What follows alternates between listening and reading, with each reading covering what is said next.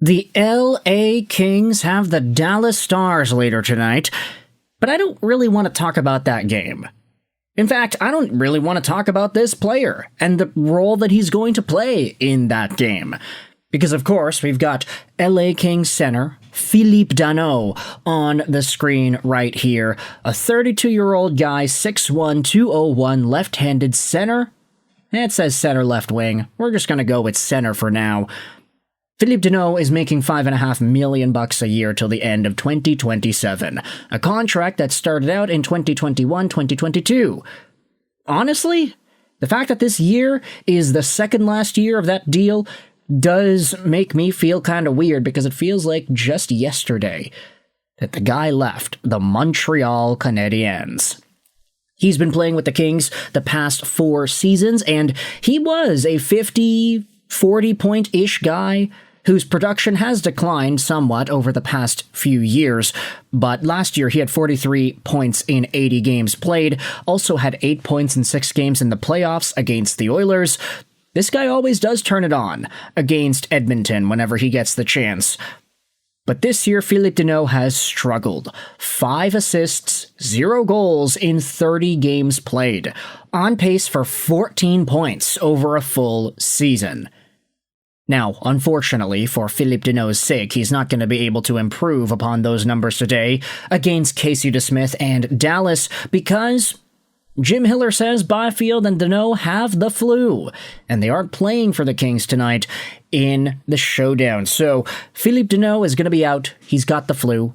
But that's not going to stop us from making a video about him and trade connections to the Montreal Canadiens and the Vancouver Canucks.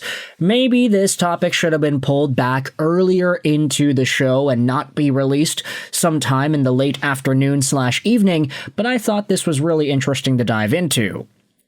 The reason we're talking about Danault and 2 of my favorite teams in Vancouver and Montreal is because of what some of the insiders went out there and said. Frank Seravalli said this about a week ago, that trade chatter is picking up around LA Kings center Phillip Danault. Multiple teams have inquired with LA on his availability. Danault has emerged as a trade target amid a thin center market. Ah, yes, that's the reason why teams would go out there and want this dude, who's only got 5 points this year. It's because there are no centers that are available that are actually worth targeting. What, Marco Rossi? Sorry, that guy already got traded to Vancouver. So, thinking about Danault as a trade chip, we do have some analysis provided on the situation. JFresh said this, that Danault may be on the market. He's an interesting trade target. He's having a bizarre season. 0 goals, 4 assists, very low on-ice shooting, but he's also getting crazy goaltending, so he has a 56% goal share anyway. The underlyings aren't great, but not bad either. And this chart really does feel weird to look at, honestly. Like, when I think Phillip Danault, I think a guy that was an absolute shutdown beast for Montreal all of those years. You can see he did have some points. I mean, 53 points in 81 games in 2018-19. That's nothing to scoff at. And the fact that the Canadiens were able to get Phillip Danault in a very cheap trade from Chicago speaks volumes to their scouting. Because his first season with Montreal, yeah, he only had 5 points, 21 games, but the next year he had 40 points. All while being a very stable, reliable defensive center. That line of Danault, Tatar, and Gallagher, they were one of the most important lines for the Montreal Canadiens as they went to the Stanley Cup Finals in 2021. You would never know it because Danault only had 4 points in 22 games that playoff run, but he was super, super important. His defensive ability, how he would shut down opposing teams' top lines. You think about the run that Montreal had as they went to the Stanley Cup Finals that year. Danault was tasked with Austin Matthews. He was tasked with Mark Scheifele for a game, because Scheifele ended up getting suspended, and then he was tasked against Jack Eichel. Was that actually accurate? Did they have Eichel at that time in the 2021 season? Let's just do some revisionist history here and go over to the Vegas Golden Knights. I apologize for the tangent, but I just gotta know. No, they did not have Jack Eichel at that time. Okay.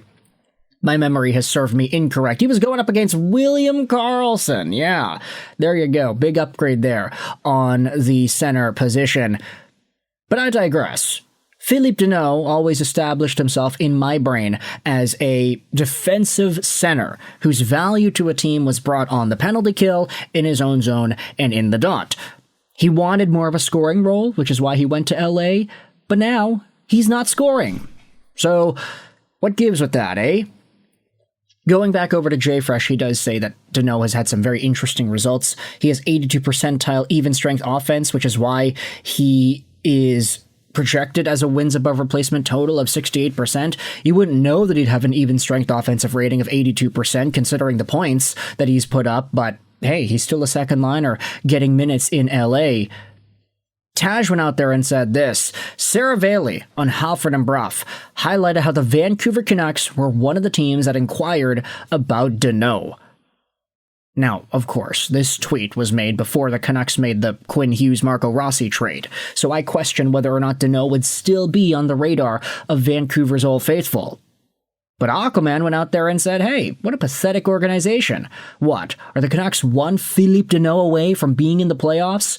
Is there a worse-run organization in sports? And, lowest IQ in pro sports history. That's funny. Dear Lord, zero surprise considering their center depth is gone. Of course, at this point, it was like, Petey was still out, no Filipino. They didn't make the trade for Rossi. Number one center on the team was David Kampf, and Max Sasson, who was in the AHL last year, was being given top 6 minutes. Now, I like Sasson, don't get me wrong, but him as a top 6 center is not really the plan that you want for an NHL team. So, Vancouver checking in on Danault before acquiring Marco Rossi makes sense in my mind. But there also were some other teams. Take a look at this. Frank Seravalli said this on Flames Talk about a week ago, that teams have been calling about Phillip Danault. I think the Canadiens, they make a lot of sense to me, and I know a number of other teams have called to try to get in the mix. Now this was greeted with a lot more, not necessarily pessimism, but there were some folks saying, hey, wait a minute, hey, that'd be cool. Get Danault back on the Montreal Canadiens as a center option. Sure, he doesn't fit with the timeline. Sure, he's 32 years old. But Phillip Danault had a pretty good run in Montreal one time, so why not try to reignite that a second? You also have other comments, like this made by Patrick. Bergevin was wise to let Phillip Danault walk. He was bumped down the depth chart in the playoffs in Montreal, wanted an offensive role, went to LA for it, and is struggling offensively again while asking for more responsibility. I'll take literally anybody else, Patrick said. There are some replies. I mean, it really depends on the price.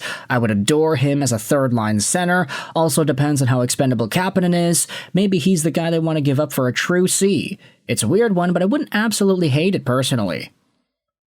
Good data. Danault, we knew, is not the same he was and he left. He may be good for 2 seasons with a 5th rounder in a trade, but he's a temporary solution at best. Man, this tweet was unfortunately difficult to read. Danault will not even play over Kapanen, so what's the point of acquiring him? Danault does nothing to alleviate the 2C problem. So there are a number of ideas that you can toss out there when it comes to LA Kings center Phillip Danault, whether or not you think Vancouver or Montreal should continue to explore these talks, whether or not Vancouver really thinks it's necessary anymore after trading for Marco Rossi. You can let me know your thoughts in the comment section below. How do you feel about these Danault trade talks? But ultimately, Vancouver, Montreal, they've been labeled by Frank Seravalli as some of these teams that have gone out there and tried to make something happen. Let me know your thoughts in the comment section below. I hope you enjoyed this video. And bye.